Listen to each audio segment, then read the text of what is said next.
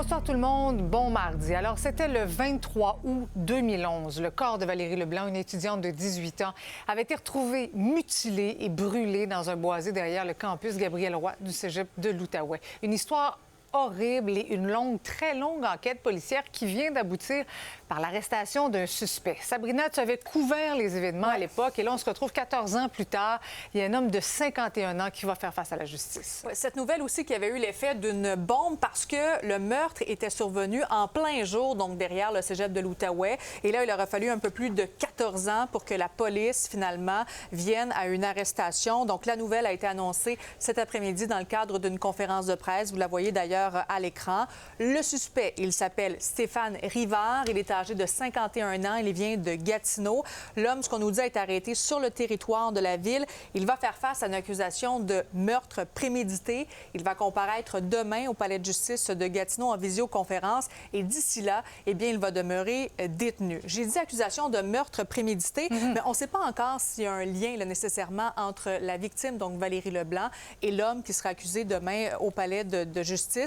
D'ailleurs, aujourd'hui, je l'ai dit, hein, ça a été une histoire qui a complètement bouleversé l'Outaouais, mais également le Québec. Et aujourd'hui, justement, le directeur de la police de Gatineau a dit que c'est avec beaucoup d'émotion qu'il annonçait cette nouvelle-là. Bon, bien sûr, qu'est-ce qui a mené à l'arrestation de cet individu aujourd'hui? Eh bien, ce qu'on nous a dit, c'est que c'est grâce à des techniques d'investigation et l'expertise des enquêteurs. Mais on en sait quand même encore, c'est pas l'ADN, mais on peut présumer que c'est peut-être l'ADN et les développements de la science. Mais encore une fois, ce sont des hypothèses. Oui, effectivement, parce qu'on n'a pas eu plus de détails aujourd'hui, mais tout de même, tu l'as dit, ça a été un travail de longue haleine pour les policiers.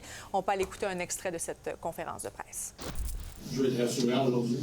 Je pense qu'au cours des 14 dernières années, il y a eu des enquêteurs et du personnel policier qui se sont succédés dans cette affaire-là. Mais je pense qu'il est important de retenir aujourd'hui, c'est que peu importe qui a occupé des rôles clés dans l'organisation dans ce dossier-là, tout le monde a fait preuve d'engagement, de rigueur, de professionnalisme, puis ce qui a amené au résultat d'aujourd'hui. Sabrina, il faut revenir sur les événements de 2011, quand même, une histoire tellement troublante. Oui, il faut remonter donc au 23 août 2011. On est en pleine rentrée scolaire au cégep de l'Outaouais. Là, vous voyez le corps de cette jeune fille âgée d'à peine 18 ans, donc Valérie Leblanc, qui a été retrouvée par des passants dans un boisé derrière le cégep de l'Outaouais. Son corps, à ce moment-là, avait été mutilé et également brûlé. D'ailleurs, ce qui avait marqué l'imaginaire, c'est qu'il y avait un groupe de jeunes étudiants qui avaient manipulé le corps. Je pensais que c'était un mannequin. Exactement, parce qu'il y a des cours de technique policière qui sont donnés au cégep de l'Outaouais. Alors, il y a eu une certaine confusion. Il faut dire quand même que ces jeunes-là avaient donc altéré la scène, mais il n'y avait pas d'accusation qui avait été déposée. Par contre, après ça, un petit peu, quelques semaines après le meurtre, il y a un portrait robot qui avait été dévoilé. Alors, c'est un témoin important. On nous disait que c'est un homme avec un teint olive qui se déplacerait donc en vélo. Pendant qu'on voit des images qui ont été tournées le lendemain, en fait, du décès de Valérie Leblanc, plusieurs personnes qui étaient allées se recueillir, bien sûr, aux abords du cégep de l'Outaouais. Et c'est finalement 13 mois plus tard que finalement l'autopsie avait révélé que la jeune femme de 18 ans avait été tuée par un traumatisme crânien. C'était produit à l'aide d'un objet contondant.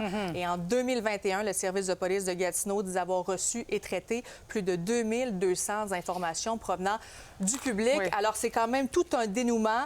Personne accusée, donc c'est quand même un suspect qui a été arrêté dans ce Demain, tu dossier-là. seras justement au palais de justice pour suivre cette affaire pour nous. Exactement. Merci, Sabrina. Bye-bye.